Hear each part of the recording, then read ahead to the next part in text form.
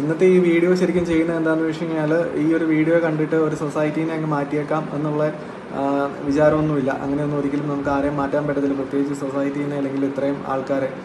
കാര്യം നമ്മളാരും പെർഫെക്റ്റ് അല്ല. ഇപ്പം നമുക്ക് ആർക്കും ആരെയും പോയിട്ട് മാറ്റി അവരെ കറക്റ്റ് ആക്കാനുള്ള അധികാരമൊന്നും പരിധിവരെയില്ല. കാരണം നമുക്ക് എല്ലാവർക്കും ഇംപെർഫെക്ഷൻസ് ഉണ്ട്, നമുക്ക് എല്ലാവരും മിസ്റ്റേക്കുകളുണ്ട്, നമ്മളെല്ലാവരും മാറ്റത്തിൽ കൂടെയാണ് പൊയ്ക്കൊണ്ടിരിക്കുന്നത്. പക്ഷേ ഈ ഒരു വീഡിയോ ചെയ്യേണ്ടത് അത്യാവശ്യമാണെന്ന് തോന്നിയതുകൊണ്ട് മാത്രമാണ് ചെയ്യുന്നത്. അതായത് കഴിഞ്ഞ ദിവസം എൻ്റെ ഒരു സുഹൃത്ത് വഴിയാണ് ഞാൻ ഒരു കാര്യം അറിയുന്നത്.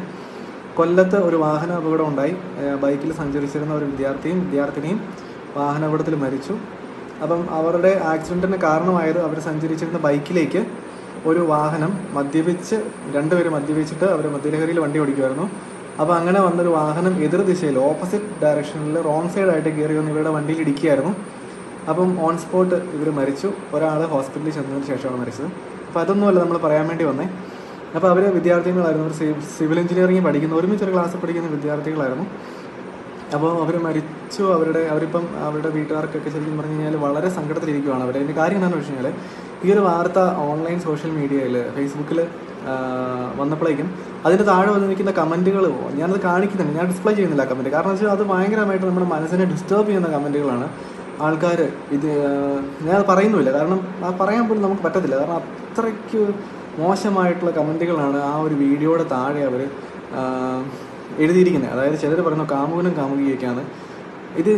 അതിലേക്ക് വരുന്നതിന് മുമ്പ് ഇത് ശരിക്കും പറഞ്ഞു കഴിഞ്ഞാൽ നമ്മുടെ തന്നെ മിസ്റ്റേക്ക്, അല്ലെങ്കിൽ നമ്മളെ വളർത്തിക്കൊണ്ട് പോകുന്നൊരു സാഹചര്യത്തിൻ്റെ മിസ്റ്റേക്കാണ്. ഞാൻ ഇപ്പോൾ ഓർക്കുന്നുണ്ട്, ഞാൻ 2ാം ക്ലാസ്സിൽ പഠിച്ചുകൊണ്ടിരുന്നപ്പോഴേക്കും ക്ലാസ്സിൽ എൻ്റെ കൂട്ടുകാരനോട് വർത്താനം പറഞ്ഞുകൊണ്ട് എനിക്ക് തന്ന പണിഷ്മെൻറ്റ്, ആ ഒരു 2ാം ക്ലാസ്സിൽ മൊത്തം നമ്മളെ കൊണ്ടുപോയിട്ട് പെൺപിള്ളേരുടെ സൈഡിൽ പെൺപിള്ളേരുടെ ബെഞ്ചിൻ്റെ നടക്കരുത്. അതൊരു പണിഷ്മെൻറ്റാണ്. കാരണം പെൺകുട്ടികളോട് ഇരിക്കുന്നത് ഒരു പണിഷ്മെൻറ്റായിരുന്നു എനിക്ക് ഒരു വർഷത്തേക്ക്.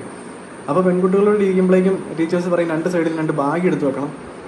അപ്പോൾ നമ്മളെ എന്തോ ഒരു പണിഷ്മെൻറ്റായിട്ട് ജയിലിൽ കൊണ്ടിടുന്ന പോലെയാണ് ഈ പറഞ്ഞതുപോലെ പെൺകുട്ടികളുടെ കൂട്ടത്തിൽ കൊണ്ടിരിക്കുന്നത്. അപ്പം നമ്മളെല്ലാം അങ്ങനെയാണ് വളർത്തിക്കൊണ്ട് വന്നിരിക്കുന്നത്. അതായത് പെൺകുട്ടിയോട് മിണ്ടാൻ പറ്റത്തില്ല. സ്കൂളിൽ പഠിക്കുമ്പോഴേക്കും സ്വന്തം ക്ലാസ്സിൽ പഠിക്കുന്ന പെൺകുട്ടിയോട് മിണ്ടാൻ പറ്റില്ല, അങ്ങനെ മിണ്ടരുത്.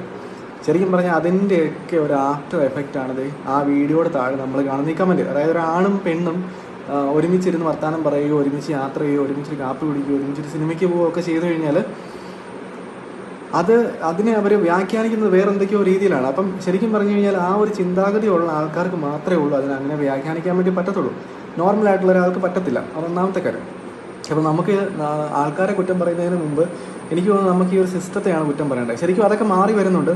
അതൊക്കെ മാറി ഇപ്പം കോളേജ് ലൈഫാണെങ്കിലും ഇപ്പം നമ്മളൊക്കെ പഠിച്ചപ്പോഴാണെങ്കിലും അതിനൊക്കെ ഒത്തിരി വ്യത്യാസം ഉണ്ടായിരുന്നു. നമ്മുടെ സ്കൂൾ ലൈഫ് പോലെയല്ല.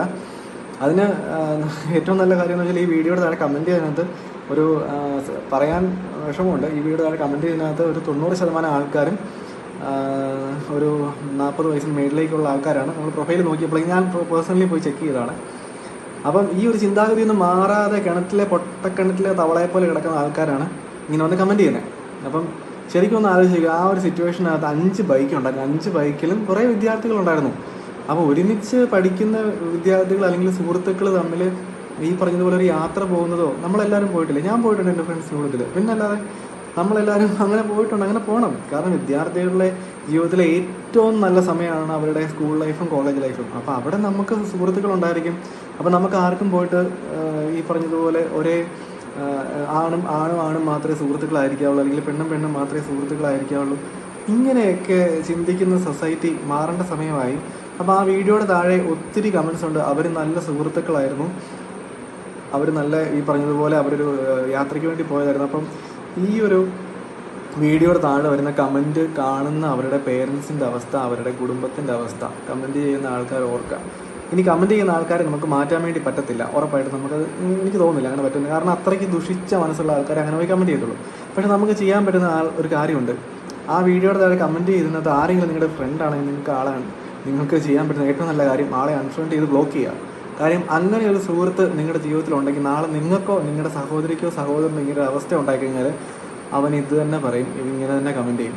അപ്പോൾ അതുകൊണ്ട് നിങ്ങൾക്ക് നിങ്ങളുടെ ഫ്രണ്ട് സർക്കിളിൽ ഇങ്ങനെയുള്ള ആൾക്കാരുണ്ടെങ്കിൽ, ഞാനിത് നിങ്ങളുടെ അഭിപ്രായമാണ്, നിങ്ങൾക്ക് ചെയ്യാൻ പറ്റുന്ന ഏറ്റവും നല്ല കാര്യം അവരെ മാറ്റി നിർത്തുക. അവരെ ജീവിതത്തിൽ ഒരിക്കലും അടുപ്പിക്കരുത്. കാര്യം നാളെ നിങ്ങൾക്കോ നിങ്ങളുടെ പെങ്ങൾക്കോ ആങ്ങളയ്ക്കോ ഇങ്ങനൊരു അവസ്ഥ ഉണ്ടായിക്കഴിഞ്ഞ് കഴിഞ്ഞാൽ ഇതേപോലെ തന്നെയായിരിക്കും ഇവർ പെരുമാറുന്നത്, ഇവർ ചിന്തിക്കുന്നത്. അങ്ങനെയുള്ള ആൾക്കാർ സമൂഹത്തിൽ നിന്ന് മാറ്റി നിർത്താനേ നമുക്ക് പറ്റത്തുള്ളൂ. അവരെ ചേഞ്ച് ചെയ്യാനൊന്നും നമുക്ക് ഉടനെ ഒന്നും പറ്റത്തില്ലെന്ന് എൻ്റെ വിശ്വാസം. അപ്പോൾ എന്താണെങ്കിലും ആ ഒരു കുടുംബത്തിന് നമുക്ക് ഈ പറഞ്ഞ അവർക്ക് വേണ്ടി പ്രാർത്ഥിക്കാം. അവരുടെ സങ്കടം ഒരിക്കലും ശരിക്കും പറഞ്ഞാൽ അത് കുറേ നാളുകൊണ്ട് ഈ പറഞ്ഞതുപോലെ മറന്നു പോകട്ടെ, അവർ പെട്ടെന്ന് എത്രയും പെട്ടെന്ന് അതിൽ നിന്ന് റിക്കവർ ആകട്ടെ എന്ന് നമുക്ക് പ്രാർത്ഥിക്കാം കേട്ടോ. അപ്പോൾ ആ ഒരു കമൻസ് വായിച്ചതുകൊണ്ട് റിയാക്ട് ചെയ്യണം എന്ന് തോന്നിയാൽ ഇങ്ങനെ ഒരു കുഞ്ഞു വീഡിയോ ഇട്ടെ.